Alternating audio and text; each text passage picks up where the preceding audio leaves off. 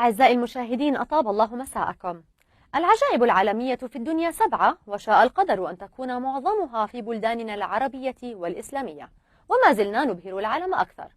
فبعد بناء أطول برج في العالم، جزيرة القارات، جزيرة النخيل، واستبدال سيارات الشرطة العادية بالسيارات اللامبرغيني، أخبرنا مصدر مطلع أن حكومة دبي سوف تقوم بحشر 29 فيلا في مجمع دبي مول. وحين وجهنا سؤالا لأحد المدراء التنفيذيين في هذا المشروع عن الغاية من الأفيال وسبب حشر هذا العدد الهائل، أجاب ببساطة because we can.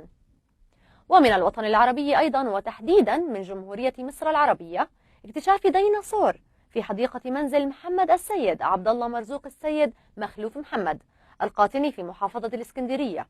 وبعد زيارة الحديقة تبين أنها سحلية ولكنه الحشيش.